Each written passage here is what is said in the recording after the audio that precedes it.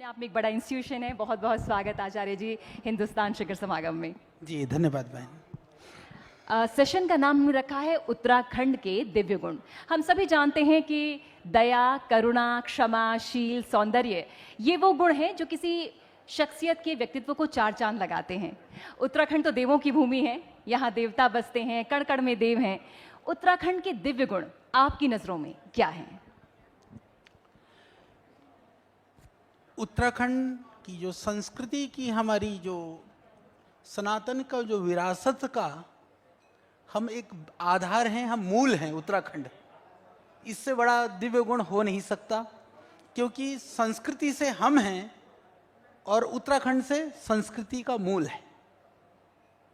तो उस मूल के अंदर में सारे गुण आ जाते हैं। यदि हमारे किसी के अंदर भी यदि कोई गुण है, या तो वह हमारी परंपरा से या तो वह हमारे पूर्वजों से है। इसीलिए जो कुछ है वह देवों के द्वारा और हमारी संस्कृति के द्वारा दिया हुआ है। और ये हम सौभाग्यशाली हैं, क्योंकि भारत वो देश है जिसको ये विरासत, संस्कृति विरासत में मिली है और किसी देश को नहीं मिली।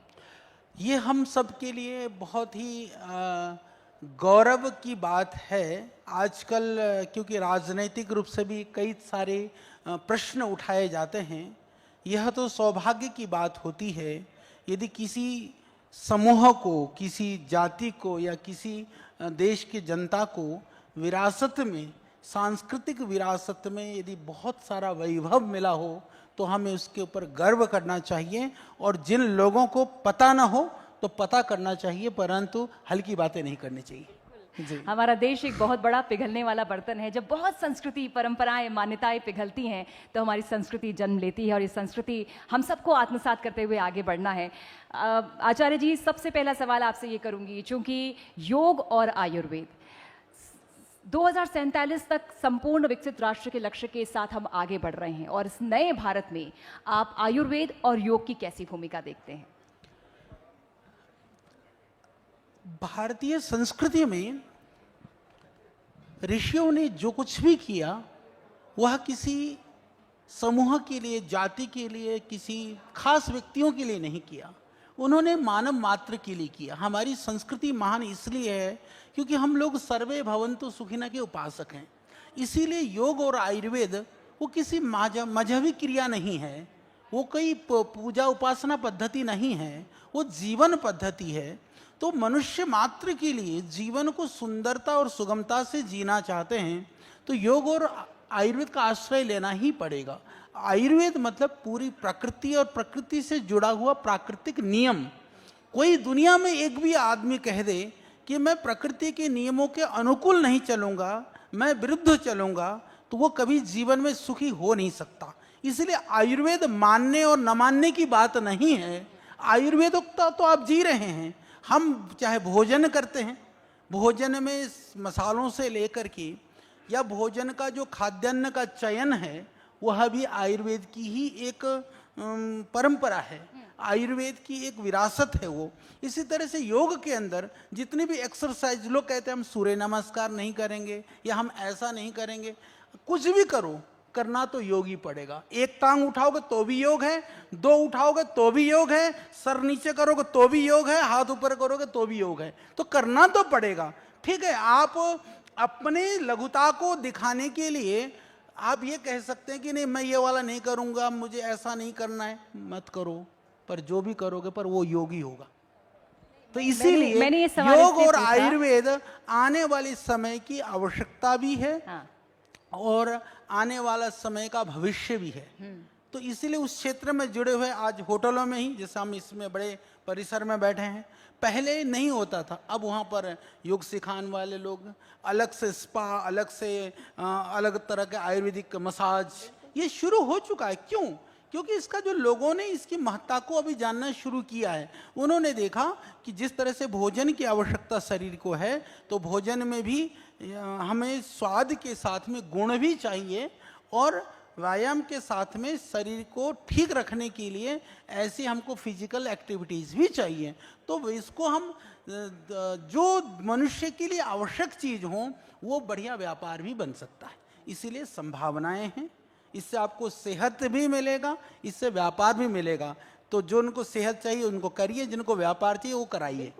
जिम का ट्रेंड बहुत ज्यादा हावी हो गया था, लेकिन अब जिम से उलट हम वापस योग की तरफ आ गए हैं, योग क्लासेस भी शुरू हो गई हैं। जी, क्योंकि फिजिकल फिटनेस के लिए हम ऐसा मानते थे, जो विशेष करके हमारे जो यंगस्टर्स हैं, जो जवान बच्चे बच्चियां हैं, वो सोचते थे कि हम जिम करेंगे, बॉडी बनाएंगे, पर उन्होंने देखा कि वो तात्कालिक है, इंस्टेंट, जो नूडल की तरह से है।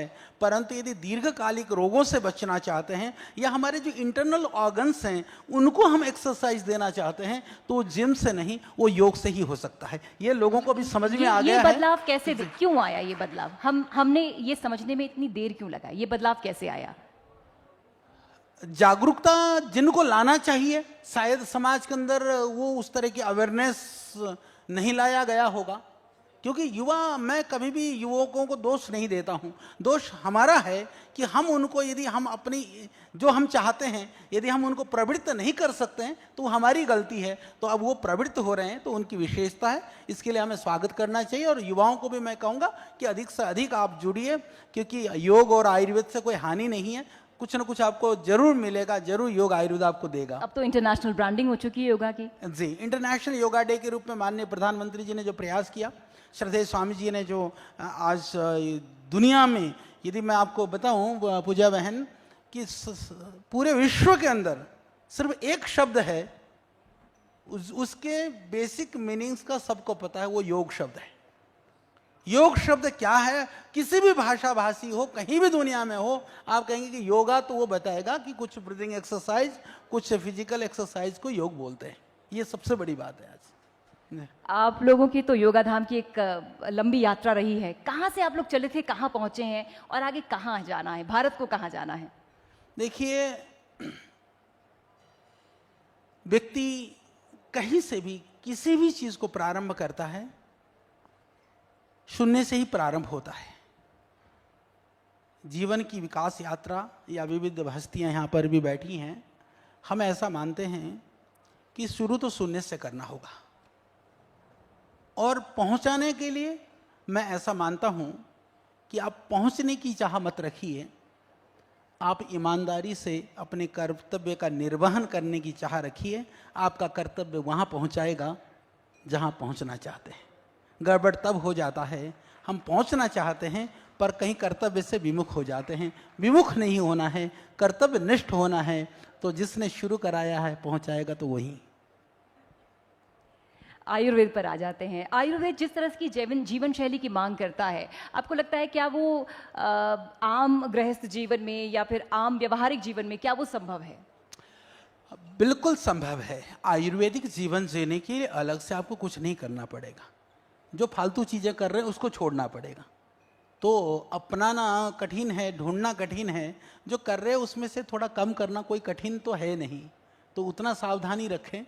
आप अन्न पर ज़्यादा जोर देते हैं, अभी भोजन का समय चल रहा है वैसे तो हम प्रयास करें। देखिए, एक ज़माना था लोग अन्न के अभाव में मृत्यु को प्राप्त हो रहे थे। आज देखिए, हम भोजन की वजह से बीमार हैं। तो भोजन की वजह से बीमार हैं। आप बीमारी ठीक करना चाहते हो, खाना बंद कर दो। हम यही करते हैं हरिद्वार में, खाना बंद कर। लोग खाना छोड़ने के लिए हमारे पास पैसा दे करके लोग आते हैं। मैं कहता हूँ, पैसा दे करके खाना छोड़ने के लिए हमारे पास क्यों आते हो? घर में ही छोड़ दो, तो उससे बहुत सारी बीमारियों से आप ठीक हो जाएंगे। तो जरूरी है कि आहार, आज हमको लगता है एक आदत भी पड़ गई है कि अरे भरपेट नहीं खाया तो कमजोरी आ जाएगी, अरे चावल नहीं खाया तो खाना ही नहीं खाया, रोटी नहीं खाई तो खाना ही नहीं है। तो बहुत सारे कंट्री दुनिया में ऐसे भी लोग हैं जैसे वहाँ चावल रोटी खाई नहीं जाती। और दूसरी बात, जब हम पहले अपने आप को गरीब मानते थे, गांव में होते थे, गांव की पृष्ठभूमि होती थी, हम मोटे अनाज या अनाज की जो विविधता है, स्वाभाविक रूप से अलग अलग सीजन में अलग अलग मोटे अनाज हो गए, ज्वार, बाजरा, मक्का, ये विविधताएं थी। हम जब एडवांस होते गए, हमारे पास आहार सिमट करके दो जगह पर रह गए। सुबह से शाम तक आप देखिए, या तो हम गेहूं पर हैं या तो हम चावल पर हैं।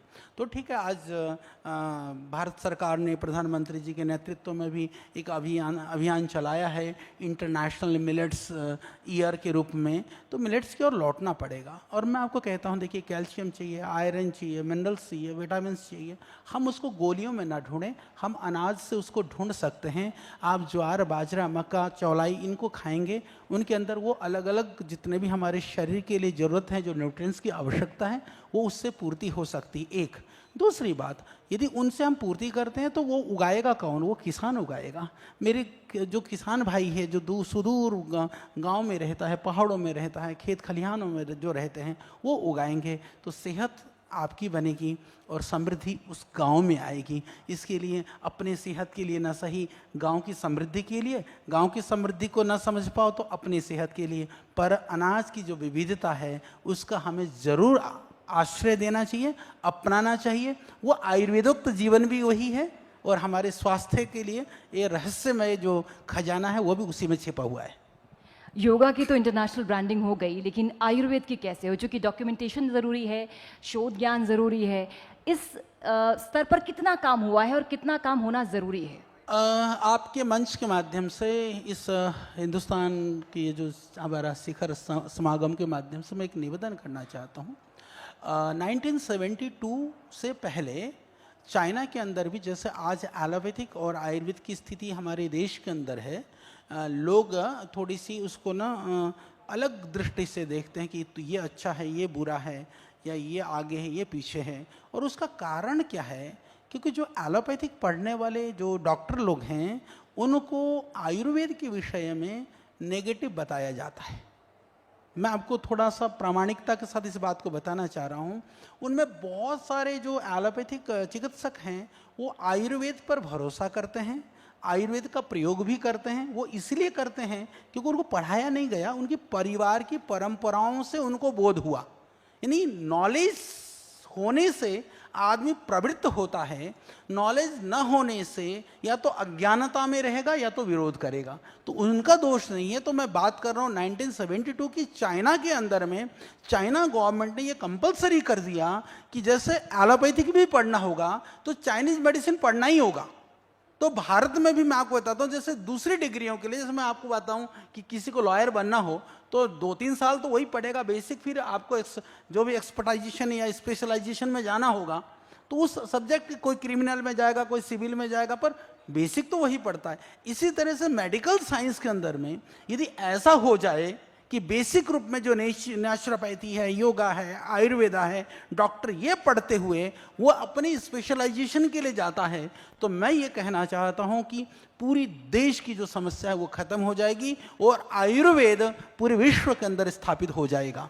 आज चाइनीज मेडिसिन, क्योंकि चाइनीज लोग उसको प्रमोट करते हैं पूरी दुनिया में जा करके, और हमारा आयुर्वेद हम अपने देश में रह करके भी या तो शंका करते हैं या तो निंदा करते हैं, हम तथ्यों पर जाने पर प्रयास नहीं करते हैं। पर इस बात को कहते हुए हमें प्रसन्नता है कि आज पूरी दुनिया के अंदर आयुर्वेद को लेकर के जो एक जज्बा और जागृति आई है, और इंटरनेशनल लेवल पर मैं आप सबकी जानकारी के लिए बताना चाहता हूं कि लगभग 500 से ज़्यादा साइंटिस्ट सिर्फ और सिर्फ आयुर्वेद के रिसर्च के ऊपर काम कर रहे हैं पतंजलि के माध्यम से। इंटरनेशनल लेवल पर जितने भी टॉप लेवल के हाई इंपैक्ट रिसर्च जर्नल में पब्लिश हुए जो डेटा आप यदि आप ढूंढेंगे तो लगभग 60 से 70% डेटा सिर्फ पतंजलि का है। पूरा भारतवर्ष, भारत सरकार और तमाम संस्थाएं 30 से 40% में हैं। तो क्यों नहीं हो सकता? काम करना पड़ेगा। देखिए, काम करेंगे तो लोग मानेंगे। हम ये कहें, कोरोना के टाइम पर आपने जाना, बहुत लोगों ने कहा कोरोनिल को लेकर के अरे तमाम चीज़ें जो है दुनिया रिसर्च कर रही, हुआ नहीं, आयुर्वेद ने कैसा किया। मुझे इस बात को कहते हुए फक्र है कि लगभग 1 करोड़ से ज़्यादा पारिवारिक लोगों की रक्षा करने का काम कोरोनिल ने किया। घर में कोरोनिल था तो आदमी सबसे पहले तो निर्भय हो गया कि कोरोनिल है, मैं मरूंगा नहीं।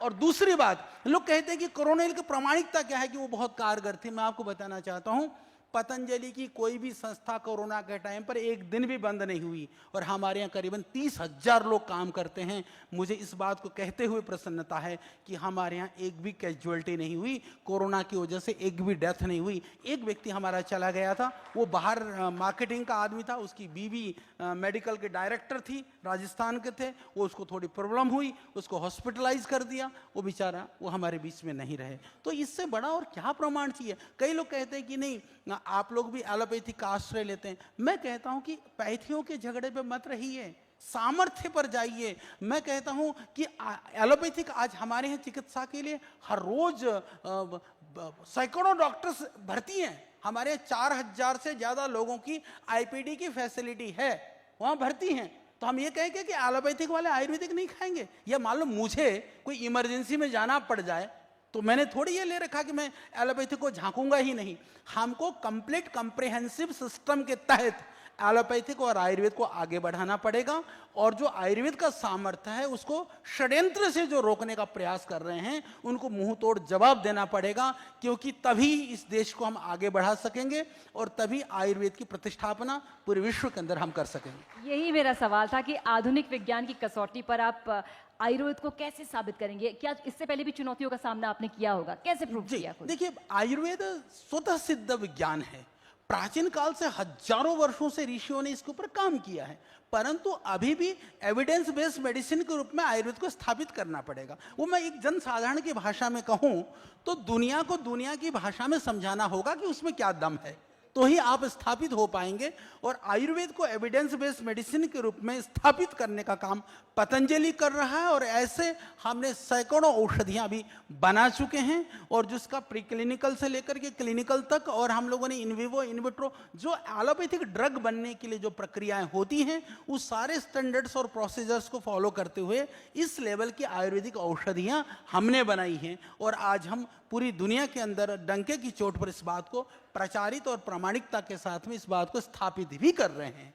और दूसरी बात मैं जो आप सबके सामने कहना चाहता हूं, ये जो झगड़ा एलोपैथिक आयुर्वेद वाली जो बात होती है, वस्तुतः ये जो गोलियां आपने हाथ में रखी है ना, कोई काली है, कोई सफेद है, कोई लाली है, कोई होम्योपैथिक है, ये जब तक आपके हाथ में है तब तक है। जब आपने इसको अंदर ले लिया ना, फिर कोई पैथी काम नहीं करती है, फिर तो बायोकेमिस्ट्री काम करेगी। वो पेट को नहीं पता है, देह को नहीं पता है, ये तो मेरे मन का भ्रम है, मैंने विविधताएं करी हैं। वो नेचुरल भी हो सकती है, वो केमिकल भी हो सकती है, सिंथेटिक भी हो सकती है, वो डिराइव्ड भी हो सकता है, कुछ भी हो सकता है, कोई भी कंपाउंड हो सकता है। तो कंपाउंड तो बाहर है, तो इस चीज को हमें समझना होगा।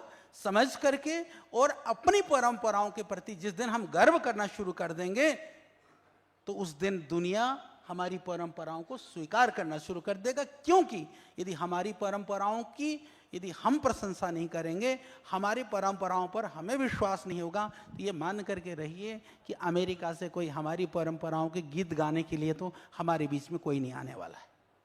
तो इसीलिए पहले स्वयं गर्व करना सीखें, फिर लोगों को हम प्रेरित करना सीखें। बहुत सुंदर शब्द। एक चुनौती ये भी है, चूंकि जो प्राकृतिक जंगली क्षेत्र हैं वो कट रहे हैं, जंगल कट रहे हैं, विकास हो रहा है, ये अच्छी बात है, लेकिन आयुर्वेद के लिए अब कच्चा माल कहाँ से आएगा अगर ये संपदा हमारी घटती रही, कटती रही? जी बहन, आपने बहुत अच्छी बात कही। हम उत्तराखंड की इस पवित्र देवभूमि में बैठे हुए हैं और ये उत्तराखंड की बहुत संभावना है। आज बहुत सारे भाई यहाँ बैठे हैं, कईयों का घर पहाड़ों पर होगा, वहाँ वीरान पड़े हुए हैं, सब खंडहर है, वहाँ कुछ भी नहीं है, जाकर के देखने वाले भी नहीं हैं। वहाँ पर देखते हैं सब झाड़ झंकार जंगल उगा हुआ है। मैं कहता हूँ कि आप बाहर रहते भी रहें, एक एरिया में जो 2-4-10 पहाड़ पर हैं उनको यदि क्लस्टर्स बना करके हम अलग अलग जड़ी बूटियों को उगा लें तो लगभग मान लीजिए कि हमको उत्तराखंड हम कम से कम हमको 1,000 करोड़ की यदि हमको औषधि की आवश्यकता पड़ती है मान लीजिए, तो मुश्किल से उत्तराखंड से हमको 100-150 करोड़ की दवाइयाँ भी नहीं मिलती है, जड़ी बूटियाँ। यानी संभावना बहुत है पर हमको प्राप्त नहीं है। तो जो ज़मीन पड़ी हुई है उस ज़मीन पर यदि हम जड़ी बूटियाँ उगाते हैं तो उससे किसानों की भी समृद्धि आएगी और लोगों के स्वास्थ्य के लिए काफ़ी बड़ा सहयोग मिलेगा। तो उसके लिए योजना बनाने की आवश्यकता मैंने माननीय मुख्यमंत्री जी को भी कहा था कि मैंने कहा था कि हम खरीदने के लिए बैठे हैं 1000 करोड़ की जड़ी बूटियों को। तो आज मैं MOU यहीं करके जा सकता हूँ, मैं लिख करके दे दूंगा। प्राइस भी मुझे सस्ता नहीं चाहिए, मार्केट में जो रेट पर मिलता है हर औषधि के, आजकल तो सब कुछ ओपन है, सीक्रेट कुछ है नहीं, उस प्राइस पर हम खरीद करके एग्रीमेंट करने को तैयार हैं और इतनी संभावनाएं उत्तराखंड के अंदर है। बहुत सुंदर, जोरदार तालियां। सशक्त और सक्षम उत्तराखंड। योग वापस आ गया, ब्रांडिंग हो गई, आयुर्वेद वापस आ गया, ब्रांडिंग हो रही है, गुरुकुल का जमाना भी लौट आया है। आचार्य जी, गुरुकुल से निकले छात्रों की कितनी भूमिका देखते हैं आजादी के स्वर्ण काल में? मैं हमेशा पहले से ही, क्योंकि हम तो प्रायः ये कुर्ता भी है इसलिए थोड़ा ठीक सा पहन के आया, आपके बीच में आना है, नहीं तो धोती लपेट करके घूमता हूँ मैं। तो हमेशा मैं कहता हूँ, देखिए अब जो होता था, अभी हम लोग जैसे ऐसे घूमते हैं चप्पल, आज तो चला भी हिमालय चढ़ करके आया हूँ, आप लोगों को पता भी होगा। अभी 5-7 दिन हिमालय की चोटियों में था, 2-3 अनारोहित जो चोटियाँ भी ढूंढ करके आया हूँ। तो मैं ये बताना चाहता हूँ, देखिए हमारी कुछ वनस्पतियां भी आप ढूंढ कर लाएं, उनका भी जिक्र वो बताऊंगा। तो बात यह है कि हमारी जो संस्कृति है ना, हमारी संस्कृति वो व्यक्ति के श्रृंगार पर ज़्यादा विश्वास नहीं करती है। हमारी संस्कृति व्यक्ति की सादगी और बौद्धिक क्षमता की पराकाष्ठा, ये हमारी परंपरा रही है। तो हमने यही कहा, जब हम मीटिंग्स में, बड़े बड़े कॉन्फ्रेंसेस में जाकर लोगों को लगता था ये गुरुकुल के पढ़े हुए, संस्कृत पढ़े हुए लोग, ये लोग बोले कैसे ही काम कर रहे हैं, कैसे इतने सारे ये इनका व्यापार, उद्योग, सेवा सब कैसे खड़े हो रहे हैं। तो हमने एक ही बात कही, हमने कहा देखो इधर यदि भगवान ने दे रखा है ना, तो इधर कंठ लंगोट हम कहते हैं, टाई क्षमा करिएगा किसी ने डाल रखा हो तो, इसकी जरूरत नहीं है, ये चुटिया होने से भी काम चल जाएगा। तो हम ये मानते हैं, तो ये इधर होना चाहिए, तो बाकी तो फिर भगवान करा लेता है। इसका मतलब ये नहीं कि हम बुद्धिशाली लोगों की प्रशंसा नहीं करते हैं, बुद्धि की प्रशंसा होनी चाहिए, सबका बहुत सम्मान होना चाहिए, पर उस बुद्धि से काम लेने वालों को भी तो प्रशंसा होनी चाहिए ना जी। जड़ी बूटियां जो आप ढूंढ कर लाए उनके बारे में जरा बता दीजिए। जड़ी बूटी से पहले बहन मैं एक थोड़ी सी आप सबके साथ शेयर करना चाहूँगा, क्योंकि आप सभी हमारे सब पारिवारिक जन हैं, क्योंकि आजकल तो प्रधानमंत्री जी भी कहते हैं सबको, पूरे देश को पारिवारिक जन कहते हैं। हिंदुस्तान तो हमारा परिवार के ही सब हमारे सदस्यगण हैं, भाई शशि जी सहित और बाकी सब लोगों के लिए। तो मैं ये कहना चाहता हूँ, हम गए थे इस बार, जो अनाम और अनारोहित जो चोटियाँ थी, जो अभी तक कोई चढ़ा नहीं, जिसका कभी नाम कभी किसी ने रखा नहीं, सोचा हम चलेंगे। पिछली बार भी मैं करके आया था, चल तो लिए, कभी जोश चढ़ता है, पर विचित्रता यह रही इस बार हमने सोचा नहीं था, कल्पना से, क्योंकि हिमालय ने क्या करवाना है वह भी हिमालय बताता है, वो हमारे बस का नहीं होता है। तो हम गए तो हमने देखा एक ऐसी आकृति थी जिसमें श्रीकंठ आपके लेफ्ट में, राइट में हर्सिल हॉर्न पिक 2, उसके बीच में 2-3 चोटियां ऐसी, उन पर कोई चढ़ा नहीं, उनका नाम भी नहीं, पर मैंने चोटी देखा दूर से, ऐसा लगा कि मानो एकदम बर्फ में, ग्लेशियर में। एक ओम पर्वत है, हमको पता है गढ़वाल में है, कुमाऊं में है। तो मैंने देखा उससे सुंदर ओम की आकृति बनी हुई है, और उसके बराबर में जो पहाड़ी है वो बिल्कुल कैलाश मानसरोवर, जैसा आप लोग गए होंगे, कैलाश की चोटी आपने देखी होगी। कैलाश की चोटी की क्या खासियत है कि हिमालय की जो चोटियां होती हैं प्राय ऊंची होती है, ऐसी मतलब कि सीधी होती है, वो बैठे हुई चोटी जैसे गोलाकार में बिल्कुल उससे मिलता हुआ। तो हमको लगा उत्तराखंड में ऐसी चीज है, तो मेरे को ओम पर्वत भी दिख गया, हमको तो कैलाश भी दिख गया। हमने कहा ओम कैलाश, फिर उसको देख रहा था, निहार रहा था, निहारते निहारते सामने देखा एक पहाड़ी बिल्कुल उसके सामने, जैसे ऐसा लग रहा था जैसे नंदी जो है वो बैठ के प्रतीक्षा कर रहा है। तो हमें लगा ये तो अद्भुत हो गया। तो हमने नंदी और ओम कैलाश 2 नई चोटियों का नामकरण करके वहां चढ़ करके आने का सौभाग्य मिला। और आने वाले समय में, क्योंकि जो पहले चढ़ता है, जो नाम रख देता है, उसी के नाम से चोटियां जानी जाती हैं, तो हमने ओम कैलाश और नंदी 2 नाम रख करके आए। और नाम रखना इतना सुगम नहीं था, सच मानिए मैं यहाँ आने के लिए अभी चल करके आया हूँ, कल मैं बिल्कुल एक कदम चलने लायक नहीं था। इतनी ये टांगे जो है इतनी जवाब दे रखी हैं, क्योंकि इतनी चढ़ाई हमने सोचा ही नहीं था, बिल्कुल खड़ी चढ़ाई, पर भगवान की दया से हम हो करके आए। और मुझे लगा उस क्षेत्र में जब हम इस बार गए, बहुत एरिया को मैंने देखा, वैली ऑफ फ्लावर हमको पता है, लोग जाते हैं हेमकुंड साहिब के पास में घाघरिया से ऊपर जाते हैं, पर वहाँ पर फ्लावर्स यदि आप देखेंगे उससे ज़्यादा फूल तो बहुत सारी जगह पर है। वो पहले रहा होगा, अभी तो वैरायटी बहुत कम बच गई, उसमें स्पीसीज बहुत कम है। पर वहाँ जिस क्षेत्र में मैं गया हूँ, उस क्षेत्र में हम उसको जो हमको लगता है, हमको यदि उसको हम कह दें कि वैली ऑफ मेडिसिनल प्लांट्स, तो अतिशयोक्ति नहीं होगी। जो बहन आपने पूछा था, मैं उसी बात पे ला रहा था कि वैली ऑफ मेडिसिनल प्लांट्स के रूप में यदि करें, क्योंकि जो संजीवनी की खोज हमने कभी कहा था, संजीवनी की एक स्पीशीज हमने आइडेंटिफाई किया था, ससुरिया गोसोफिफेरा को, उसको बाण और एक को उसको शिव भी बोलते हैं पहाड़ पे। वो जो प्रजातियां थी, वो स्पीशीज थी। जब हम गए थे, बोले हनुमान जी कहाँ से ले गए, बोले द्रोणगिरी से ले गए। तो द्रोणगिरी में जाकर के मैंने ढूंढा था, वहां तो 2-4 पीस मेरे को मिले थे स्पीशीज, 2-4 पौधे मिले थे। पर जहां इस बार मैं गया, मैंने देखा पूरा का पूरा क्षेत्र इस तरह की जड़ी बूटियों से भरा हुआ है। और उत्तराखंड के लिए मैं माननीय मुख्यमंत्री जी से भी कहूंगा, आप इस बात को जरूर उठाइएगा, वैली ऑफ मेडिसिनल प्लांट्स के रूप में एक एरिया आइडेंटिफाई हो जाए और लोगों को जड़ी बूटियां हिमालय में देखना हो तो वो एरिया सर्वोत्तम है। तो सामने दिखाई देगा आपको ओम कैलाश, और बराबर में नंदी, और दूसरी तरफ जो है दिव्य वनौषधियों का, जड़ी बूटियों का अपार भंडार, इतनी खुशबू, सुगंधी, और वो कलरफुल अलग अलग तरह की जड़ी बूटियाँ, वनस्पतियाँ, और ये अद्भुत नज़ारा जो है वह उत्तराखंड में ही संभव है। ये देवभूमि इसलिए है क्योंकि यहाँ जहाँ भी आप थोड़ा सा प्रयास करेंगे तो कंकर कंकर में आपको शंकर दिखाई देगा, और जो है ना जहाँ भी देखेंगे आपको वहाँ देवत्व नजर आने लगेगा। निश्चित तौर पर अद्भुत और अकल्पनीय। एक और जो दिव्य गुण है उत्तराखंड का, वो है प्राकृतिक सौंदर्य, यहाँ की प्रकृति, निर्मल हवा। क्या अभी भी आबो हवा आप साफ देखते हैं, या पर्यावरण का असर यहाँ पर क्षय देखते हैं? कैसे पर्यावरण को देखते हैं उत्तराखंड के? उत्तराखंड पर्यावरण की दृष्टि से देखें तो हम एनसीआर के सबसे नज़दीक हैं, दिल्ली और सब गुड़गांव, तो प्रदूषण से मुक्ति के लिए ये एक अच्छा स्थान है। पर इस पर्यावरण की सुंदरता को बचा के रखना भी हमारा कर्तव्य है, क्योंकि जैसा भी बरसात के मौसम में हम हिमालय में होकर के आए, बहुत सारे लैंडस्लाइड हो रही हैं, दूसरी चीज़ें हो रही हैं, जो अतिवृष्टि है, अनावृष्टि है, असमय वृष्टि है, या अति गर्मी है, सर्दी है, जो मौसम के अंदर जो असहज परिवर्तन है, ये हम लोगों के द्वारा ही कहीं ना कहीं बिगाड़ा हुआ मामला है।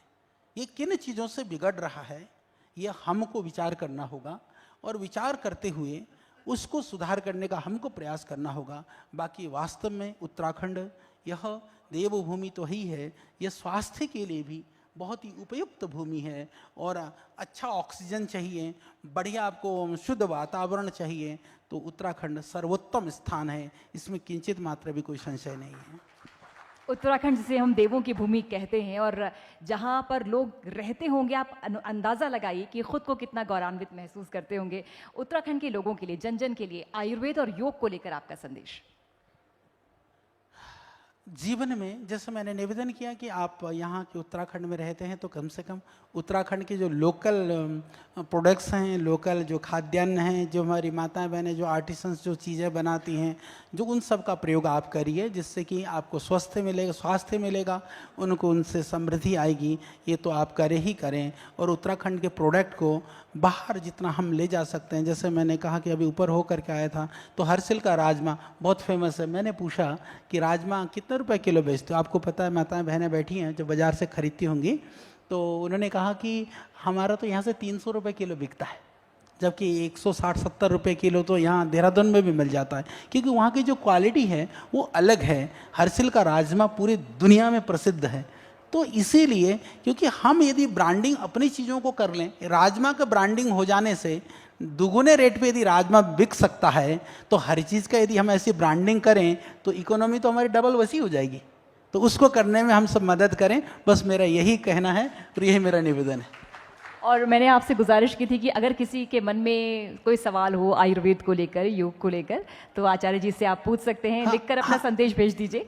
मैं बहन एक चीज़ और बता देना चाहता हूँ, मैं सोच के आया था आज बताऊंगा, इससे पहले कभी बताई नहीं, क्योंकि कई लोगों को लगता है पतंजलि चैरिटी करता है, बाबा जी पता नहीं टैक्स देते हैं कि नहीं देते हैं, क्या क्या होता है, लोग कहते हैं। आज मैं वो थोड़ा वो भी ढूंढ कर गया, मैंने सब लड़के का जरा ढूंढना, तो पूरा जो इनकम टैक्स कलेक्शन हुआ है इस साल का रेवेन्यू डिपार्टमेंट में, आपको नेट पे मिल जाएगा, 4,200 कुछ 80 करोड़ रुपया इकट्ठा हुआ है। उसमें से 430 करोड़ रुपया अकेले पतंजलि का है, यानी कि 10% से ज़्यादा मैं इनकम टैक्स भी उत्तराखंड सरकार को देता हूँ। ये हम पतंजलि देती है, मतलब मैं तो क्या दूंगा, श्रद्धेय स्वामी जी के नेतृत्व में हम सेवा करते हैं, यह भी आपको बोध हो। इसीलिए क्योंकि हम गवर्नमेंट के लिए जो टैक्सेशन की दृष्टि से और रोजगार की दृष्टि से देखें तो पतंजलि का मैंने टोटल उसका हम लोगों ने ढूंढा था, लगभग 93,000 करोड़ रुपए का प्राइवेट इन्वेस्टमेंट हुआ है, उसका लगभग 10% इन्वेस्टमेंट अकेला पतंजलि का है। और लगभग रोजगार की दृष्टि से देखें, प्राइवेट सेक्टर में जितनों को रोजगार दिया गया है उसमें से लगभग 7% रोजगार अकेला पतंजलि दे रहा है। ये हमारा एक विनम्र कंट्रीब्यूशन है। हम उत्तराखंड को देवभूमि बनाने के लिए, उत्तराखंड को संस्कृति और हमारी परंपराओं और मूल्यों का प्रांत बनाए रखने के लिए हम पूरी तरह से प्रयासरत हैं, प्रयास कर रहे हैं, संलग्न हैं। तो हम भी चाहते हैं कि हम सब मिल करके इस उत्तराखंड को और भी बहुत सुंदर बनाएं। ये देवभूमि वास्तव में देखिए, हम किसी को स्थान को भव्य नहीं बनाते हैं, दिव्य नहीं बनाते हैं। यदि मैं अपने घर को साफ करता हूँ ना, तो मुझे सफाई में रहने का मौका मिलता है। यदि मैं प्रांत को, स्टेट को, क्षेत्र को बढ़िया बनाते हैं हम मिल करके, तो उस बढ़िया में रहेगा कौन? रहेंगे भी तो हम ही, लाभ भी हमको ही मिलेगा। इसीलिए प्रांत के लिए नहीं, अपने लाभ के लिए प्रांत को हम सुंदर बनाएं। आचार्य जी की क्या तारीफ करूं, क्योंकि सच्चे लोग तारीफ के मोहताज नहीं होते, क्योंकि असली फूलों में कभी इत्र नहीं लगाई जाती। बहुत बहुत आभार आचार्य जी आपका जुड़ने के लिए, आप यहाँ पर आए हिंदुस्तान शिखर समागम में, आपका बहुत बहुत धन्यवाद जुड़ने के लिए। मैं अनुरोध करूंगी रजत कुमार जी से, वो मंच पर आए। CRO HT मीडिया ग्रुप, एक स्नेहिल सम्मान आचार्य जी के नाम। अनुरोध Rajat Kumar ji, CRO HT media group.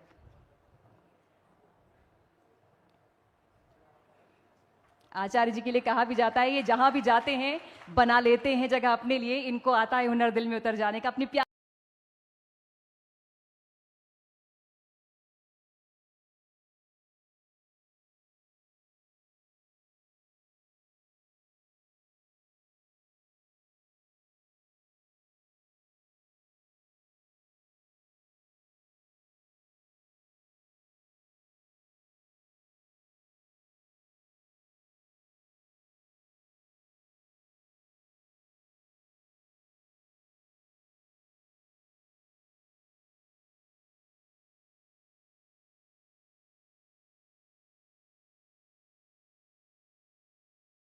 अपने आप में एक बड़ा इंस्टीट्यूशन है। बहुत बहुत स्वागत आचार्य जी हिंदुस्तान शिखर समागम में। जी धन्यवाद बहन। सेशन का नाम हमने रखा है उत्तराखंड के दिव्य गुण। हम सभी जानते हैं कि दया, करुणा, क्षमा, शील, सौंदर्य, ये वो गुण हैं जो किसी शख्सियत के व्यक्तित्व को चार चांद लगाते हैं। उत्तराखंड तो देवों की भूमि है, यहाँ देवता बसते हैं, कण कण में देव हैं। उत्तराखंड के दिव्य गुण आपकी नजरों में क्या हैं? उत्तराखंड की जो संस्कृति की, हमारी जो सनातन का जो विरासत का हम एक आधार हैं, हम मूल हैं उत्तराखंड। इससे बड़ा दिव्य गुण हो नहीं सकता, क्योंकि संस्कृति से हम हैं और उत्तराखंड से संस्कृति का मूल है। तो उस मूल के अंदर में सारे गुण आ जाते हैं। यदि हमारे किसी के अंदर भी यदि कोई गुण है, या तो वह हमारी परंपरा से, या तो वह हमारे पूर्वजों से है। इसीलिए जो कुछ है वह देवों के द्वारा और हमारी संस्कृति के द्वारा दिया हुआ है। और ये हम सौभाग्यशाली हैं, क्योंकि भारत वो देश है जिसको ये विरासत, संस्कृति विरासत में मिली है और किसी देश को नहीं मिली।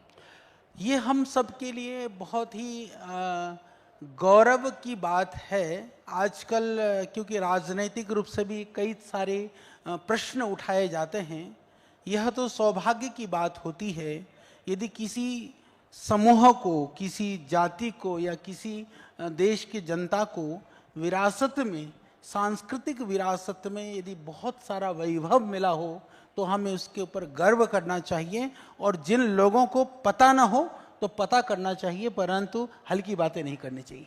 जी। हमारा देश एक बहुत बड़ा पिघलने वाला बर्तन है। जब बहुत संस्कृति, परंपराएं, मान्यताएं पिघलती हैं तो हमारी संस्कृति जन्म लेती है, और ये संस्कृति हम सबको आत्मसात करते हुए आगे बढ़ना है।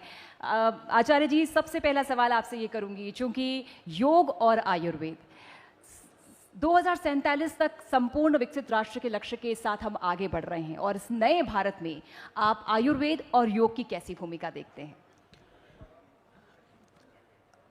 भारतीय संस्कृति में ऋषियों ने जो कुछ भी किया वह किसी समूह के लिए, जाति के लिए, किसी खास व्यक्तियों के लिए नहीं किया। उन्होंने मानव मात्र के लिए किया। हमारी संस्कृति महान इसलिए है क्योंकि हम लोग सर्वे भवन्तु सुखिनः के उपासक हैं। इसीलिए योग और आयुर्वेद वो किसी मजहबी क्रिया नहीं है, वो कोई पूजा उपासना पद्धति नहीं है, वो जीवन पद्धति है। तो मनुष्य मात्र के लिए जीवन को सुंदरता और सुगमता से जीना चाहते हैं तो योग और आयुर्वेद का आश्रय लेना ही पड़ेगा। आयुर्वेद मतलब पूरी प्रकृति और प्रकृति से जुड़ा हुआ प्राकृतिक नियम। कोई दुनिया में एक भी आदमी कह दे कि मैं प्रकृति के नियमों के अनुकूल नहीं चलूँगा, मैं विरुद्ध चलूँगा, तो वो कभी जीवन में सुखी हो नहीं सकता। इसलिए आयुर्वेद मानने और न मानने की बात नहीं है। आयुर्वेदोक्ता तो आप जी रहे हैं। हम चाहे भोजन करते हैं, भोजन में मसालों से लेकर के या भोजन का जो खाद्यान्न का चयन है वह भी आयुर्वेद की ही एक परंपरा है, आयुर्वेद की एक विरासत है वो। इसी तरह से योग के अंदर जितनी भी एक्सरसाइज, लोग कहते हैं हम सूर्य नमस्कार नहीं करेंगे या हम ऐसा नहीं करेंगे, कुछ भी करो, करना तो योग ही पड़ेगा। एक टांग उठाओगे तो भी योग है, दो उठाओगे तो भी योग है, सर नीचे करोगे तो भी योग है, हाथ ऊपर करोगे तो भी योग है। तो करना तो पड़ेगा। ठीक है, आप अपने लघुता को दिखाने के लिए आप ये कह सकते हैं कि नहीं मैं ये वाला नहीं करूंगा, मुझे ऐसा नहीं करना है, मत करो, पर जो भी करोगे पर वो योग ही होगा। तो इसीलिए योग और आयुर्वेद आने वाले समय की आवश्यकता भी है। हाँ। और आने वाला समय का भविष्य भी है।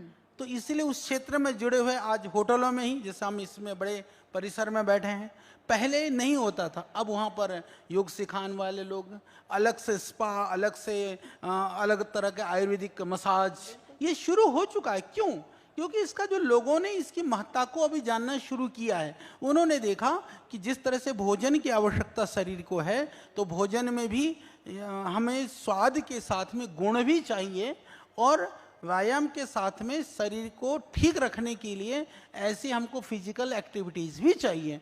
तो इसको हम जो मनुष्य के लिए आवश्यक चीज़ हो वो बढ़िया व्यापार भी बन सकता है।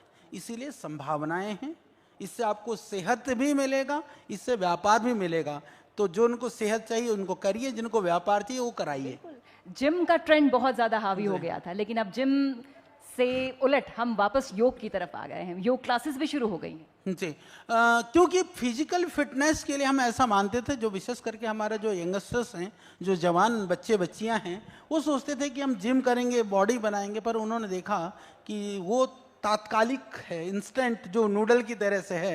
परंतु यदि दीर्घकालिक रोगों से बचना चाहते हैं या हमारे जो इंटरनल ऑर्गन्स हैं उनको हम एक्सरसाइज देना चाहते हैं, तो जिम से नहीं, वो योग से ही हो सकता है। ये लोगों को भी समझ में आ गया है। ये बदलाव कैसे, क्यों आया ये बदलाव? हमने ये समझने में इतनी देर क्यों लगा? ये बदलाव कैसे आया? जागरूकता जिनको लाना चाहिए, शायद समाज के अंदर वो उस तरह की अवेयरनेस नहीं लाया गया होगा। क्योंकि युवा, मैं कभी भी युवकों को दोष नहीं देता हूँ, दोष हमारा है कि हम उनको, यदि हम अपनी जो हम चाहते हैं यदि हम उनको प्रवृत्त नहीं कर सकते हैं तो हमारी गलती है। तो अब वो प्रवृत्त हो रहे हैं तो उनकी विशेषता है, इसके लिए हमें स्वागत करना चाहिए। और युवाओं को भी मैं कहूँगा कि अधिक से अधिक आप जुड़िए, क्योंकि योग और आयुर्वेद से कोई हानि नहीं है, कुछ ना कुछ आपको जरूर मिलेगा, जरूर योग आयुर्वेद आपको देगा। अब तो इंटरनेशनल ब्रांडिंग हो चुकी है योगा की। जी, इंटरनेशनल योगा डे के रूप में माननीय प्रधानमंत्री जी ने जो प्रयास किया, श्रद्धेय स्वामी जी ने जो आज दुनिया में, यदि मैं आपको बताऊं पूजा बहन, कि पूरे विश्व के अंदर सिर्फ एक शब्द है, उसके बेसिक मीनिंग्स का सबको पता है, वो योग शब्द है। योग शब्द क्या है, किसी भी भाषा भाषी हो, कहीं भी दुनिया में हो, आप कहेंगे कि योगा, तो वो बताएगा कि कुछ ब्रीदिंग एक्सरसाइज, कुछ फिजिकल एक्सरसाइज को योग बोलते हैं। ये सबसे बड़ी बात है आज। आप लोगों की तो योगा धाम की एक लंबी यात्रा रही है। कहाँ से आप लोग चले थे, कहाँ पहुंचे हैं और आगे कहाँ जाना है, भारत को कहाँ जाना है? देखिए, व्यक्ति कहीं से भी किसी भी चीज को प्रारंभ करता है, शून्य से ही प्रारंभ होता है। जीवन की विकास यात्रा, या विविध हस्तियां यहाँ पर भी बैठी हैं, हम ऐसा मानते हैं कि शुरू तो शून्य से करना होगा, और पहुंचाने के लिए मैं ऐसा मानता हूं कि आप पहुंचने की चाह मत रखिए, आप ईमानदारी से अपने कर्तव्य का निर्वहन करने की चाह रखिए। आपका कर्तव्य वहां पहुंचाएगा जहां पहुंचना चाहते हैं। गड़बड़ तब हो जाता है, हम पहुंचना चाहते हैं पर कहीं कर्तव्य से विमुख हो जाते हैं। विमुख नहीं होना है, कर्तव्य निष्ठ होना है। तो जिसने शुरू कराया है पहुंचाएगा तो वही। आयुर्वेद पर आ जाते हैं। आयुर्वेद जिस तरह की जीवन शैली की मांग करता है, आपको लगता है क्या वो आम गृहस्थ जीवन में या फिर आम व्यवहारिक जीवन में क्या वो संभव है? बिल्कुल संभव है। आयुर्वेदिक जीवन जीने के लिए अलग से आपको कुछ नहीं करना पड़ेगा। जो फालतू चीज़ें कर रहे हैं उसको छोड़ना पड़ेगा। तो अपनाना कठिन है, ढूंढना कठिन है। जो कर रहे हैं उसमें से थोड़ा कम करना कोई कठिन तो है नहीं। तो उतना सावधानी रखें। आप अन्न पर ज़्यादा जोर देते हैं, अभी भोजन का समय चल रहा है वैसे तो हम प्रयास करें। देखिए, एक ज़माना था लोग अन्न के अभाव में मृत्यु को प्राप्त हो रहे थे। आज देखिए, हम भोजन की वजह से बीमार हैं। तो भोजन की वजह से बीमार हैं। आप बीमारी ठीक करना चाहते हो, खाना बंद कर दो। हम यही करते हैं हरिद्वार में, खाना बंद कर। लोग खाना छोड़ने के लिए हमारे पास पैसा दे करके लोग आते हैं। मैं कहता हूँ, पैसा दे करके खाना छोड़ने के लिए हमारे पास क्यों आते हो? घर में ही छोड़ दो, तो उससे बहुत सारी बीमारियों से आप ठीक हो जाएंगे। तो जरूरी है कि आहार, आज हमको लगता है एक आदत भी पड़ गई है कि अरे भरपेट नहीं खाया तो कमजोरी आ जाएगी, अरे चावल नहीं खाया तो खाना ही नहीं खाया, रोटी नहीं खाई तो खाना ही नहीं है। तो बहुत सारे कंट्री दुनिया में ऐसे भी लोग हैं जिसे वहाँ चावल रोटी खाई नहीं जाती है। दूसरी बात, जब हम पहले अपने आप को गरीब मानते थे, गांव में होते थे, गांव की पृष्ठभूमि होती थी, हम मोटे अनाज या अनाज की जो विविधता है, स्वाभाविक रूप से अलग अलग सीजन में अलग अलग मोटे अनाज हो गए, ज्वार, बाजरा, मक्का, ये विविधताएं थी। हम जब एडवांस होते गए, हमारे पास आहार सिमट करके दो जगह पर रह गए। सुबह से शाम तक आप देखिए, या तो हम गेहूं पर हैं या तो हम चावल पर हैं। तो ठीक है, आज भारत सरकार ने प्रधानमंत्री जी के नेतृत्व में भी एक अभियान चलाया है, इंटरनेशनल मिलेट्स ईयर के रूप में। तो मिलेट्स की ओर लौटना पड़ेगा। और मैं आपको कहता हूं, देखिए, कैल्शियम चाहिए, आयरन चाहिए, मिनरल्स चाहिए, विटामिन चाहिए। हम उसको गोलियों में ना ढूंढें, हम अनाज से उसको ढूंढ सकते हैं। आप ज्वार, बाजरा, मक्का, चौलाई इनको खाएंगे, उनके अंदर वो अलग अलग जितने भी हमारे शरीर के लिए ज़रूरत है, जो न्यूट्रिएंट्स की आवश्यकता है, वो उससे पूर्ति हो सकती है। एक दूसरी बात, यदि उनसे हम पूर्ति करते हैं तो वो उगाएगा कौन? वो किसान उगाएगा। मेरे जो किसान भाई है, जो सुदूर गांव में रहता है, पहाड़ों में रहता है, खेत खलिहानों में जो रहते हैं, वो उगाएंगे। तो सेहत आपकी बनेगी और समृद्धि उस गांव में आएगी। इसके लिए अपने सेहत के लिए ना सही, गांव की समृद्धि के लिए, गांव की समृद्धि को ना समझ पाओ तो अपनी सेहत के लिए। पर अनाज की जो विविधता है उसका हमें ज़रूर आश्रय देना चाहिए, अपनाना चाहिए। वो आयुर्वेदोक्त जीवन भी वही है, और हमारे स्वास्थ्य के लिए ये रहस्यमय जो खजाना है वो भी उसी में छिपा हुआ है। योगा की तो इंटरनेशनल ब्रांडिंग हो गई, लेकिन आयुर्वेद की कैसे हो? चूँकि डॉक्यूमेंटेशन ज़रूरी है, शोध ज्ञान ज़रूरी है। इस स्तर पर कितना काम हुआ है और कितना काम होना ज़रूरी है? आपके मंच के माध्यम से, इस हिंदुस्तान की जो हमारा शिखर समागम के माध्यम से मैं एक निवेदन करना चाहता हूँ।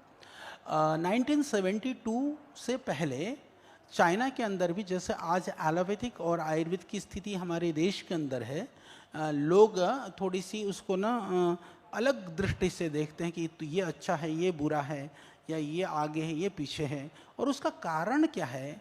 क्योंकि जो एलोपैथिक पढ़ने वाले जो डॉक्टर लोग हैं, उनको आयुर्वेद के विषय में नेगेटिव बताया जाता है। मैं आपको थोड़ा सा प्रामाणिकता के साथ इस बात को बताना चाह रहा हूँ। उनमें बहुत सारे जो एलोपैथिक चिकित्सक हैं वो आयुर्वेद पर भरोसा करते हैं, आयुर्वेद का प्रयोग भी करते हैं। वो इसलिए करते हैं क्योंकि उनको पढ़ाया नहीं गया, उनकी परिवार की परंपराओं से उनको बोध हुआ। यानी नॉलेज होने से आदमी प्रवृत्त होता है, नॉलेज न होने से या तो अज्ञानता में रहेगा या तो विरोध करेगा। तो उनका दोष नहीं है। तो मैं बात कर रहा हूँ 1972 की चाइना के अंदर में चाइना गवर्नमेंट ने ये कंपलसरी कर दिया कि जैसे एलोपैथिक भी पढ़ना होगा तो चाइनीज मेडिसिन पढ़ना ही होगा। तो भारत में भी मैं आपको बताता हूँ, जैसे दूसरी डिग्रियों के लिए, जैसे मैं आपको बताऊँ कि किसी को लॉयर बनना हो तो 2-3 साल तो वही पढ़ेगा बेसिक, फिर आपको जो भी एक्सपर्टाइजेशन या स्पेशलाइजेशन में जाना होगा तो उस सब्जेक्ट कोई क्रिमिनल में जाएगा, कोई सिविल में जाएगा, पर बेसिक तो वही पढ़ता है। इसी तरह से मेडिकल साइंस के अंदर में यदि ऐसा हो जाए कि बेसिक रूप में जो नेचुरोपैथी है, योगा है, आयुर्वेदा है, डॉक्टर ये पढ़ते हुए वो अपनी स्पेशलाइजेशन के लिए जाता है, तो मैं ये कहना चाहता हूँ कि पूरी देश की जो समस्या है वो खत्म हो जाएगी और आयुर्वेद पूरे विश्व के अंदर स्थापित हो जाएगा। आज चाइनीज मेडिसिन, क्योंकि चाइनीज लोग उसको प्रमोट करते हैं पूरी दुनिया में जा करके, और हमारा आयुर्वेद हम अपने देश में रह करके भी या तो शंका करते हैं या तो निंदा करते हैं, हम तथ्यों पर जाने पर प्रयास नहीं करते हैं। पर इस बात को कहते हुए हमें प्रसन्नता है कि आज पूरी दुनिया के अंदर आयुर्वेद को लेकर के जो एक जज्बा और जागृति आई है, और इंटरनेशनल लेवल पर मैं आप सबकी जानकारी के लिए बताना चाहता हूं कि लगभग 500 से ज्यादा साइंटिस्ट सिर्फ और सिर्फ आयुर्वेद के रिसर्च के ऊपर काम कर रहे हैं पतंजलि के माध्यम से। इंटरनेशनल लेवल पर जितने भी टॉप लेवल के हाई इंपैक्ट रिसर्च जर्नल में पब्लिश हुए जो डेटा आप यदि आप ढूंढेंगे तो लगभग 60 से 70% डेटा सिर्फ पतंजलि का है। पूरा भारतवर्ष, भारत सरकार और तमाम संस्थाएं 30 से 40% में है। तो क्यों नहीं हो सकता? काम करना पड़ेगा। देखिए, काम करेंगे तो लोग मानेंगे। हम ये कहें, कोरोना के टाइम पर आपने जाना, बहुत लोगों ने कहा कोरोनिल को लेकर के अरे तमाम चीजें जो है दुनिया रिसर्च कर रही, हुआ नहीं, आयुर्वेद ने कैसा किया। मुझे इस बात को कहते हुए फक्र है कि लगभग 1 करोड़ से ज्यादा पारिवारिक लोगों की रक्षा करने का काम कोरोनिल ने किया। घर में कोरोनिल था तो आदमी सबसे पहले तो निर्भय हो गया कि कोरोनिल है, मैं मरूंगा नहीं। और दूसरी बात, लोग कहते हैं कि कोरोनिल की प्रामाणिकता क्या है कि वो बहुत कारगर थी। मैं आपको बताना चाहता हूं, पतंजलि की कोई भी संस्था कोरोना के टाइम पर एक दिन भी बंद नहीं हुई, और हमारे यहाँ करीबन 30,000 लोग काम करते हैं। मुझे इस बात को कहते हुए प्रसन्नता है कि हमारे यहाँ एक भी कैजुअलिटी नहीं हुई, कोरोना की वजह से एक भी डेथ नहीं हुई। एक व्यक्ति हमारा चला गया था, वो बाहर मार्केटिंग का आदमी था, उसकी बीवी मेडिकल के डायरेक्टर थी, राजस्थान के थे। वो उसको थोड़ी प्रॉब्लम हुई, उसको हॉस्पिटलाइज कर दिया, वो बेचारा वो हमारे बीच में नहीं रहे। तो इससे बड़ा और क्या प्रमाण चाहिए? कई लोग कहते हैं कि नहीं आप लोग भी एलोपैथिक का आश्रय लेते हैं। मैं कहता हूं कि पैथियों के झगड़े पे मत रहिए, सामर्थ्य पर जाइए। मैं कहता हूं कि एलोपैथिक आज हमारे यहाँ चिकित्सा के लिए हर रोज सैकड़ों डॉक्टर्स भर्ती हैं। हमारे यहाँ 4,000 से ज्यादा लोगों की आईपीडी की फैसिलिटी है, वहां भर्ती हैं। तो हम ये कहेंगे कि एलोपैथिक वाले आयुर्वेदिक नहीं खाएंगे? या मान लो मुझे कोई इमरजेंसी में जाना पड़ जाए तो मैंने थोड़ी ये ले रखा कि मैं एलोपैथी को झांकूंगा ही नहीं। हमको कंप्लीट कॉम्प्रिहेंसिव सिस्टम के तहत एलोपैथिक और आयुर्वेद को आगे बढ़ाना पड़ेगा, और जो आयुर्वेद का सामर्थ्य है उसको षड्यंत्र से जो रोकने का प्रयास कर रहे हैं उनको मुंह तोड़ जवाब देना पड़ेगा, क्योंकि तभी इस देश को हम आगे बढ़ा सकेंगे और तभी आयुर्वेद की प्रतिष्ठापना पूरे विश्व के अंदर हम कर सकेंगे। यही मेरा सवाल था कि आधुनिक विज्ञान की कसौटी पर आप आयुर्वेद को कैसे साबित करेंगे? क्या इससे पहले भी चुनौतियों का सामना आपने किया होगा? कैसे प्रूव किया? देखिए, आयुर्वेद स्वतः सिद्ध विज्ञान है। प्राचीन काल से हजारों वर्षों से ऋषियों ने इसके ऊपर काम किया है, परंतु अभी भी एविडेंस बेस्ड मेडिसिन के रूप में आयुर्वेद को स्थापित करना पड़ेगा। वो मैं एक जनसाधारण की भाषा में कहूं तो दुनिया को दुनिया की भाषा में समझाना होगा कि उसमें क्या दम है, तो ही आप स्थापित हो पाएंगे। और आयुर्वेद को एविडेंस बेस्ड मेडिसिन के रूप में स्थापित करने का काम पतंजलि कर रहा है, और ऐसे हमने सैकड़ों औषधियां भी बना चुके हैं, और जिसका प्री क्लिनिकल से लेकर के क्लिनिकल तक, और हम लोगों ने इन विवो इन विट्रो जो एलोपैथिक ड्रग बनने के लिए जो प्रक्रियाएं होती हैं उस सारे स्टैंडर्ड्स और प्रोसीजर्स को फॉलो करते हुए इस लेवल की आयुर्वेदिक औषधियां हमने बनाई हैं। और आज हम पूरी दुनिया के अंदर डंके की चोट पर इस बात को प्रचारित और प्रामाणिकता के साथ में इस बात को स्थापित भी कर रहे हैं। और दूसरी बात मैं जो आप सबके सामने कहना चाहता हूं, ये जो झगड़ा एलोपैथिक आयुर्वेद वाली जो बात होती है, वस्तुतः ये जो गोलियां आपने हाथ में रखी है ना, कोई काली है, कोई सफेद है, कोई लाली है, कोई होम्योपैथिक है, ये जब तक आपके हाथ में है तब तक है। जब आपने इसको अंदर ले लिया ना, फिर कोई पैथी काम नहीं करती है, फिर तो बायोकेमिस्ट्री काम करेगी।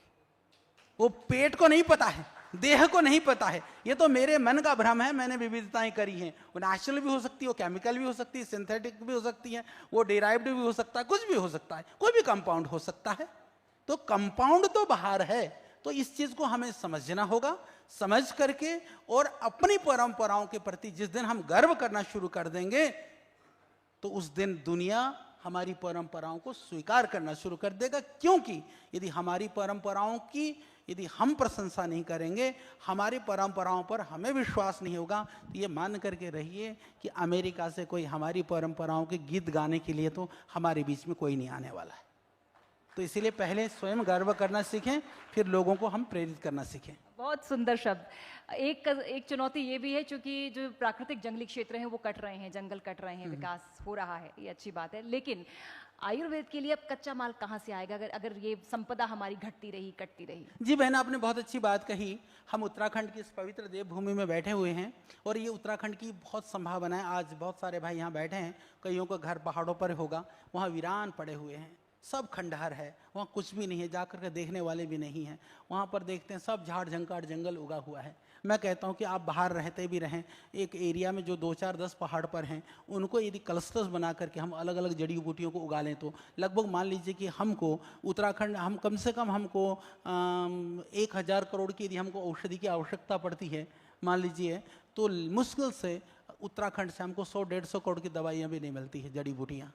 यानी संभावना बहुत है, पर हमको प्राप्त नहीं है। तो जो ज़मीन पड़ी हुई है, उस ज़मीन पर यदि हम जड़ी बूटियाँ उगाते हैं, तो उससे किसानों की भी समृद्धि आएगी और लोगों के स्वास्थ्य के लिए काफ़ी बड़ा सहयोग मिलेगा। तो उसके लिए योजना बनाने की आवश्यकता मैंने माननीय मुख्यमंत्री जी को भी कहा था, कि मैंने कहा था कि हम खरीदने के लिए बैठे हैं 1000 करोड़ की जड़ी बूटियों को। तो आज मैं MOU यहीं करके जा सकता हूँ, मैं लिख करके दे दूंगा। प्राइस भी मुझे सस्ता नहीं चाहिए, मार्केट में जो रेट पर मिलता है हर औषधि के, आजकल तो सब कुछ ओपन है, सीक्रेट कुछ है नहीं, उस प्राइस पर हम खरीद करके एग्रीमेंट करने को तैयार हैं। और इतनी संभावनाएं उत्तराखंड के अंदर है। बहुत सुंदर, जोरदार तालियां।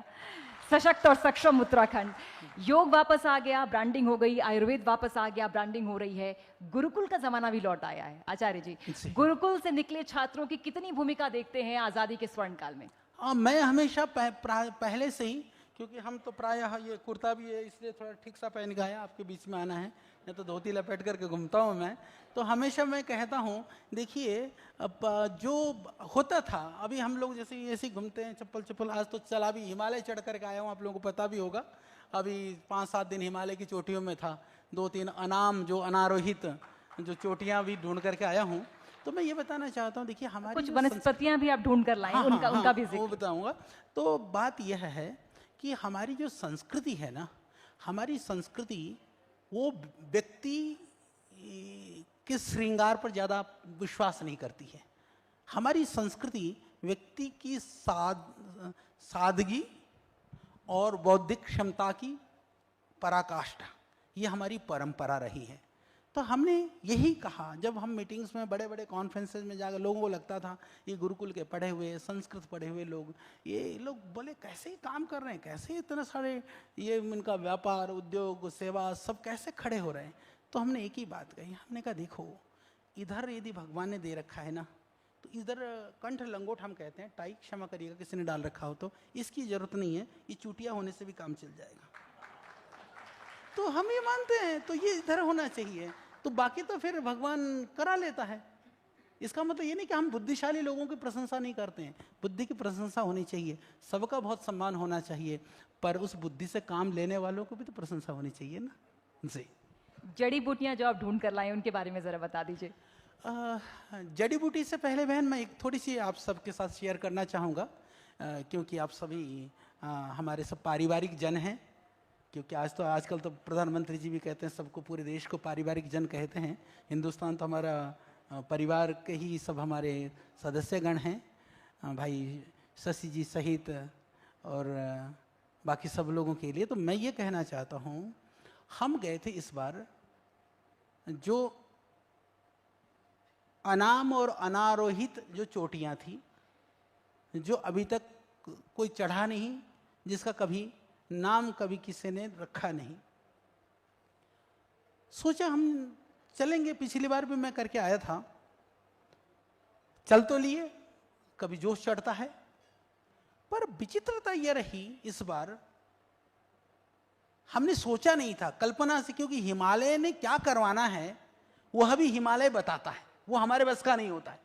तो हम गए तो हमने देखा एक ऐसी आकृति थी जिसमें श्रीकंठ आपके लेफ्ट में, राइट में हर्सिल हॉर्न पिक 2, उसके बीच में 2-3 चोटियां ऐसी, उन पर कोई चढ़ा नहीं, उनका नाम भी नहीं, पर मैंने चोटी देखा दूर से, ऐसा लगा कि मानो एकदम बर्फ में, ग्लेशियर में। एक ओम पर्वत है, हमको पता है गढ़वाल में है, कुमाऊं में है। तो मैंने देखा उससे सुंदर ओम की आकृति बनी हुई है, और उसके बराबर में जो पहाड़ी है वो बिल्कुल कैलाश मानसरोवर, जैसा आप लोग गए होंगे, कैलाश की चोटी आपने देखी होगी। कैलाश की चोटी की क्या खासियत है कि हिमालय की जो चोटियां होती हैं प्राय ऊंची होती है, ऐसी मतलब कि सीधी होती है। वो बैठे हुई चोटी जैसे गोलाकार में बिल्कुल उससे मिलता हुआ। तो हमको लगा उत्तराखंड में ऐसी चीज है। तो मेरे को ओम पर्वत भी दिख गया, हमको तो कैलाश भी दिख गया। हमने कहा ओम कैलाश, फिर उसको देख रहा था, निहार रहा था। निहारते निहारते सामने देखा एक पहाड़ी, बिल्कुल उसके सामने, जैसे ऐसा लग रहा था जैसे नंदी जो है वो बैठ के प्रतीक्षा कर रहा है। तो हमें लगा ये तो अद्भुत हो गया। तो हमने नंदी और ओम कैलाश 2 नई चोटियों का नामकरण करके वहां चढ़ करके आने का सौभाग्य मिला। और आने वाले समय में, क्योंकि जो पहले चढ़ता है, जो नाम रख देता है, उसी के नाम से चोटियां जानी जाती हैं, तो हमने ओम कैलाश और नंदी 2 नाम रख करके आए। और नाम रखना इतना सुगम नहीं था, सच मानिए। मैं यहाँ आने के लिए अभी चल करके आया हूँ, कल मैं बिल्कुल एक कदम चलने लायक नहीं था। इतनी ये टांगे जो है इतनी जवाब दे रखी हैं, क्योंकि इतनी चढ़ाई हमने सोचा ही नहीं था, बिल्कुल खड़ी चढ़ाई। पर भगवान की दया से हम हो करके आए। और मुझे लगा उस क्षेत्र में जब हम इस बार गए, बहुत एरिया को मैंने देखा। वैली ऑफ फ्लावर हमको पता है, लोग जाते हैं हेमकुंड साहिब के पास में, घाघरिया से ऊपर जाते हैं, पर वहाँ पर फ्लावर्स से यदि आप देखेंगे, उससे ज़्यादा फूल तो बहुत सारी जगह पर है। वो पहले रहा होगा, अभी तो वैरायटी बहुत कम बच गई, उसमें स्पीसीज बहुत कम है। पर वहाँ जिस क्षेत्र में मैं गया हूँ, उस क्षेत्र में हम उसको जो हमको लगता है, हमको यदि उसको हम कह दें कि वैली ऑफ मेडिसिनल प्लांट्स, तो अतिशयोक्ति नहीं होगी। जो बहन आपने पूछा था, मैं उसी बात पे ला रहा था कि वैली ऑफ मेडिसिनल प्लांट्स के रूप में यदि करें, क्योंकि जो संजीवनी की खोज हमने कभी कहा था, संजीवनी के एक स्पीशीज हमने आइडेंटिफाई किया था, ससुरिया गोसोफिफेरा को, उसको बाण, और एक को उसको शिव भी बोलते हैं पहाड़ पे। वो जो प्रजातियां थी, वो स्पीशीज थी। जब हम गए थे, बोले हनुमान जी कहाँ से ले गए, बोले द्रोणगिरी से ले गए। तो द्रोणगिरी में जाकर के मैंने ढूंढा था, वहां तो 2-4 पीस मेरे को मिले थे, स्पीशीज 2-4 पौधे मिले थे। पर जहां इस बार मैं गया, मैंने देखा पूरा का पूरा क्षेत्र इस तरह की जड़ी बूटियों से भरा हुआ है। और उत्तराखंड के लिए मैं माननीय मुख्यमंत्री जी से भी कहूंगा, आप भी इस बात को जरूर उठाइएगा, वैली ऑफ मेडिसिनल प्लांट्स के रूप में एक एरिया आइडेंटिफाई हो जाए, और लोगों को जड़ी बूटियां हिमालय में देखना हो तो वो एरिया सर्वोत्तम है। तो सामने दिखाई देगा आपको ओम कैलाश, और बराबर में नंदी, और दूसरी तरफ जो है दिव्य वनौषधियों का, जड़ी बूटियों का अपार भंडार, इतनी खुशबू, सुगंधी, और वो कलरफुल अलग अलग तरह की जड़ी बूटियाँ, वनस्पतियाँ। और ये अद्भुत नज़ारा जो है वह उत्तराखंड में ही संभव है। ये देवभूमि इसलिए है क्योंकि यहाँ जहाँ भी आप थोड़ा सा प्रयास करेंगे तो कंकर कंकर में आपको शंकर दिखाई देगा, और जो है ना, जहाँ भी देखेंगे आपको वहाँ देवत्व नजर आने लगेगा। निश्चित तौर पर अद्भुत और अकल्पनीय। एक और जो दिव्य गुण है उत्तराखंड का, वो है प्राकृतिक सौंदर्य, यहाँ की प्रकृति, निर्मल हवा। क्या अभी भी आबो हवा आप साफ देखते हैं, या पर्यावरण का असर यहाँ पर क्षय देखते हैं? कैसे पर्यावरण को देखते हैं उत्तराखंड के? उत्तराखंड पर्यावरण की दृष्टि से देखें तो हम एनसीआर के सबसे नज़दीक हैं, दिल्ली और सब गुड़गांव। तो प्रदूषण से मुक्ति के लिए ये एक अच्छा स्थान है। पर इस पर्यावरण की सुंदरता को बचा के रखना भी हमारा कर्तव्य है, क्योंकि जैसा अभी बरसात के मौसम में हम हिमालय में होकर के आए, बहुत सारे लैंडस्लाइड हो रही हैं, दूसरी चीज़ें हो रही हैं, जो अतिवृष्टि है, अनावृष्टि है, असमय वृष्टि है, या अति गर्मी है, सर्दी है, जो मौसम के अंदर जो असहज परिवर्तन है, ये हम लोगों के द्वारा ही कहीं ना कहीं बिगाड़ा हुआ मामला है। ये किन चीज़ों से बिगड़ रहा है, ये हमको विचार करना होगा, और विचार करते हुए उसको सुधार करने का हमको प्रयास करना होगा। बाकी वास्तव में उत्तराखंड यह देवभूमि तो ही है, यह स्वास्थ्य के लिए भी बहुत ही उपयुक्त भूमि है, और अच्छा ऑक्सीजन चाहिए, बढ़िया आपको शुद्ध वातावरण चाहिए, तो उत्तराखंड सर्वोत्तम स्थान है, इसमें किंचित मात्र भी कोई संशय नहीं है। उत्तराखंड जिसे हम देवों की भूमि कहते हैं, और जहाँ पर लोग रहते होंगे, आप अंदाज़ा लगाइए कि खुद को कितना गौरवान्वित महसूस करते होंगे। उत्तराखंड के लोगों के लिए, जन जन के लिए आयुर्वेद और योग को लेकर आपका संदेश। जीवन में जैसे मैंने निवेदन किया कि आप यहाँ के उत्तराखंड में रहते हैं, तो कम से कम उत्तराखंड के जो लोकल प्रोडक्ट्स हैं, लोकल जो खाद्यान्न हैं, जो हमारी माताएं बहनें जो आर्टिसंस जो चीज़ें बनाती हैं, जो उन सब का प्रयोग आप करिए, जिससे कि आपको स्वास्थ्य मिलेगा, उनको उनसे समृद्धि आएगी। ये तो आप करें ही करें, और उत्तराखंड के प्रोडक्ट को बाहर जितना हम ले जा सकते हैं। जैसे मैंने कहा कि अभी ऊपर होकर के आया था, तो हरसिल का राजमा बहुत फेमस है। मैंने पूछा कि राजमा कितने रुपए किलो बेचते हो? आपको पता है, माताएं बहनें बैठी हैं जो बाज़ार से खरीदती होंगी, तो उन्होंने कहा कि हमारा तो यहाँ से 300 रुपये किलो बिकता है, जबकि 160-170 रुपये किलो तो यहाँ देहरादून में भी मिल जाता है, क्योंकि वहाँ की जो क्वालिटी है वो अलग है। हरसिल का राजमा पूरी दुनिया में प्रसिद्ध है। तो इसीलिए, क्योंकि हम यदि ब्रांडिंग अपनी चीज़ों को कर लें, राजमा का ब्रांडिंग हो जाने से दुगुने रेट पे यदि राजमा बिक सकता है, तो हर चीज़ का यदि हम ऐसी ब्रांडिंग करें तो इकोनॉमी तो हमारी डबल वसी हो जाएगी। तो उसको करने में हम सब मदद करें, बस मेरा यही कहना है और यही मेरा निवेदन है।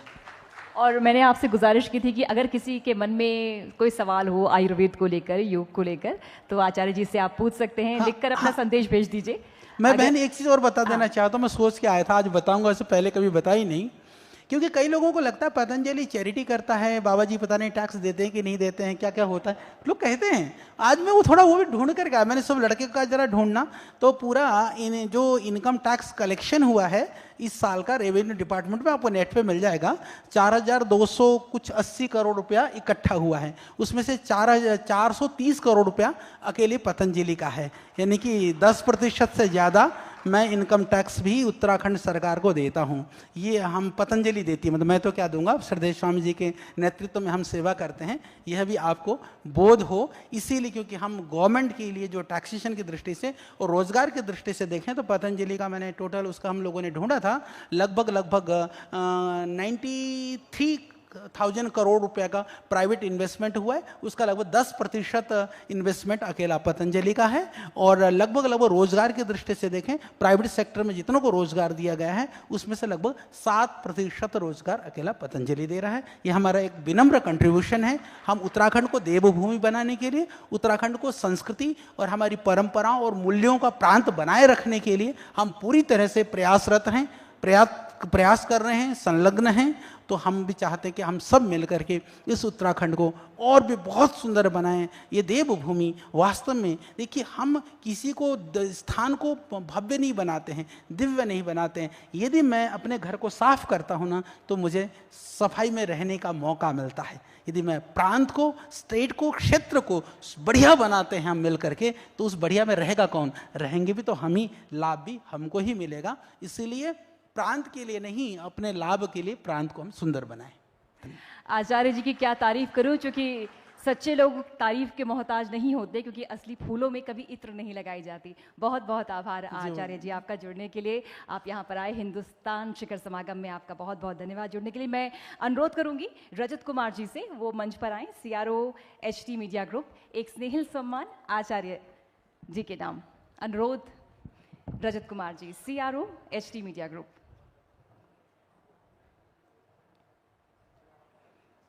आचार्य जी के लिए कहा भी जाता है, ये जहां भी जाते हैं बना लेते हैं